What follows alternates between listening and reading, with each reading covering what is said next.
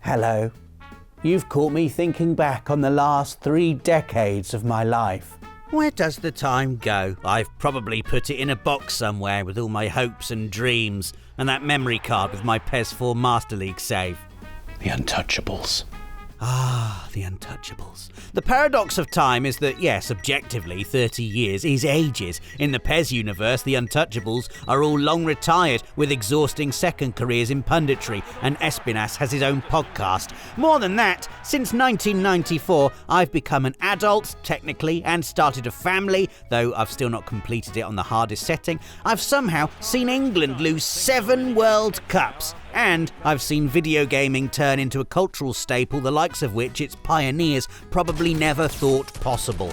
But at the same time, as the arrival of PlayStation's 30th anniversary has made me realise, it also feels like no time at all. I feel like the same person who met you. And in some ways it feels like we only met yesterday. And, you know, all these things we've seen together, all these things that we've done together. Rob, and is that your PS1? Yes, it is, and I've been friends with it for longer than any of you lot, if we're counting. Me and PlayStation go back further than me and any of my friends or my wife, and I speak to it more regularly than either of my parents. I'm probably joking about at least some of this, but not about the fact that many of the best moments in my life have revolved around this box and its offspring. In many ways, 7 actually, you'll be surprised to hear, it's taught me things I would never otherwise have known. So to celebrate 30 wonderful years of gaming, here are 7 things a lifetime of PlayStation has taught me. Oh, come here, you. Let's start with the basics. The first thing that a lifetime of PlayStation has taught me is to smash literally everything in sight. Whether it's boxes, crates or chests, vases, jars or spittoons, or even the furniture in someone's home, you should break everything that can be broken. And not just because it's fun either, you know, there could be stuff inside. Ah, precious loot. Few things are quite as satisfying as reducing the entire contents of crates R Us to splinters, only to find some shiny coins at the bottom.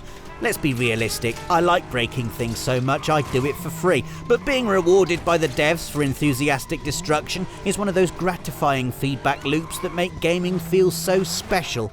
Typically, the rewards for breaking things outside of video games range from bits of the thing you had before you started breaking it to prison, which is important to remember.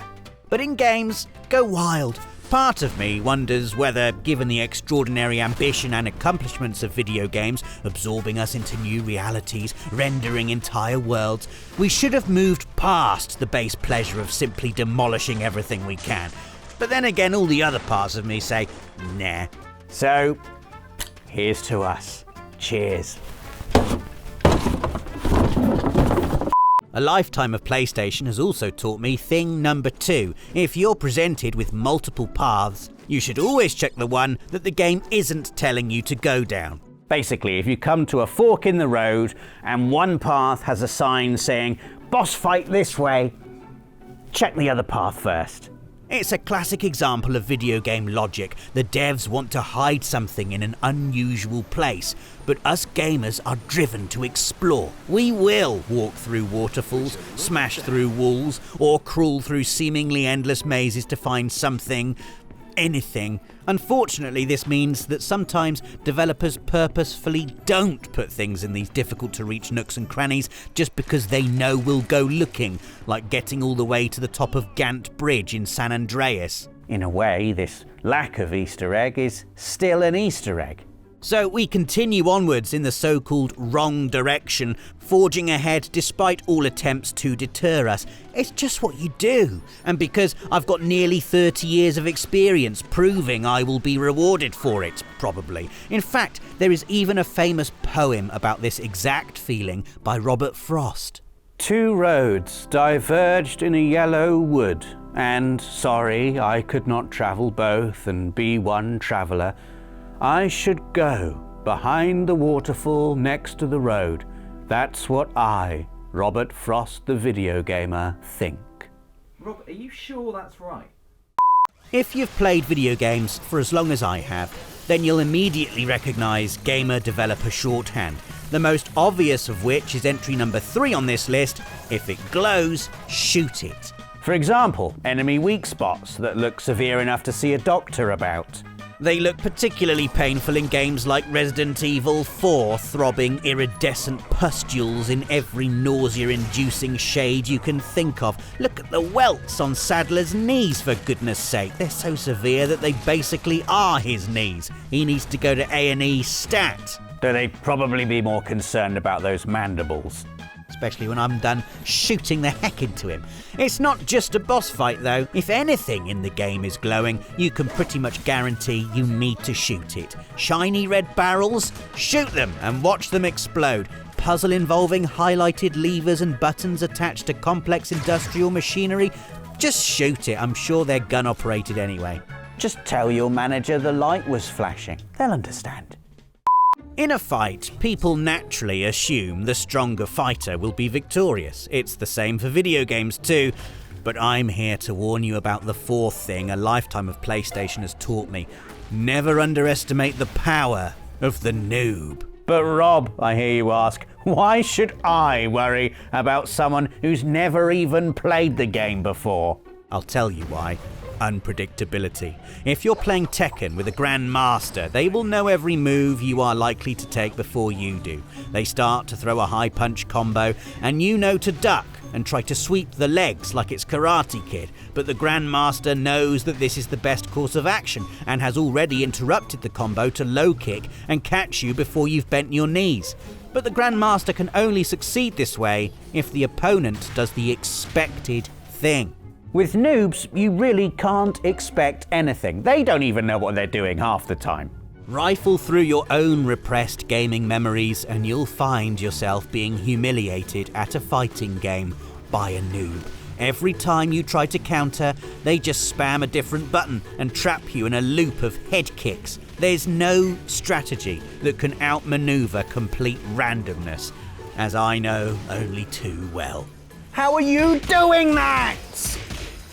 All you're doing is just sitting there like a lemon pressing square. I'm doing the actual combos and nothing's flipping working. Square button OP. You are... After you've been humiliated by a button-bashing noob or maybe some 12-year-olds in multiplayer, you'll start to feel a sense of rising humility. But remember lesson number 5. You're a gamer, so it isn't your fault. Admitting fault is a serious no-no because there will always be a separate actual reason you've been killed. Here are some of our go-to defences. Camper. That was lag. It's a hacker. Screen cheat. It's part of the game. Shut up. Screen cheat. Literally part of the game. Lag. I jumped! That weapon's OP. Lag. Sweaty goal. Lag. Robert, dinner's ready! What? Screen glare. I can't see properly. Lag. We're literally in the same room.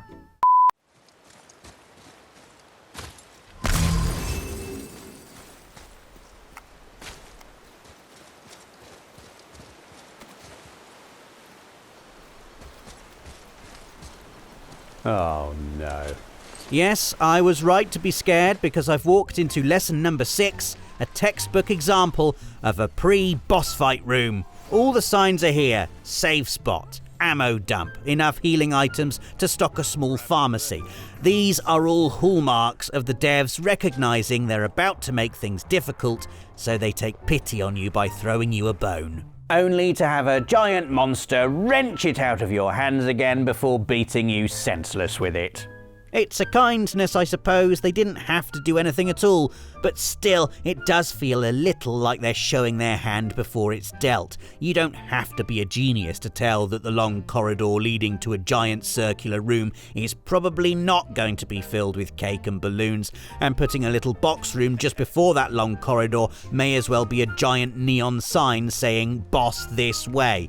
If you think about it, it's a bit like the green room backstage on a game show. A nice, cosy room full of supplies and the unavoidable feeling you're about to be mercilessly humiliated in the arena next door. Last up in this list of things a lifetime of PlayStation has taught me is probably the most counterintuitive thing on the list. To be truly stealthy, you need to be noisy. Not noisy in the sense that you should run around with those one-man band contraptions on, but in the sense that you have to embrace the power of noise as distraction. Consider the simplest tool in the infiltrator's arsenal, the whistle. If your chosen protagonist can't whistle, like me, then there are plenty of other options. Knocking on a wall, throwing rocks, empty magazines, bottles, purpose-built noise-making distractions. Even just shooting something with a quiet weapon will do it. Anything that makes noise that can distract the guards and manipulate them into going where you want them to. Allow me to demonstrate. Huh? What was that? This works especially well when you're about to get caught, because you can draw them away from you and slip past without ever being discovered. And because guards are stupid and forget everything, Bonus thing, all guards have chronic amnesia.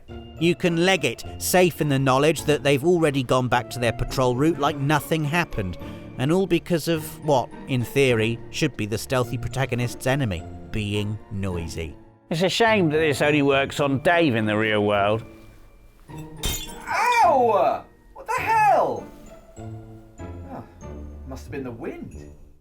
Well, that's it for our roundup of 7 things a lifetime of PlayStation has taught me. I'm feeling very sentimental now, so if you could give this video a like for emotional support, I'd be hugely grateful. And why not share in this moment by commenting all the lessons PlayStation taught you down below. If you enjoyed this video and are excited for another lifetime of PlayStation to come, then make sure to subscribe and click the notification bell to see more lists like this every Friday. Here's to another 30 years. Bye for now. You are literally rubbish at this. You do know that, don't you? You are rubbish at this game. I'm really good at it. You shouldn't be winning. That's enough. That's enough. That's enough. For the sake of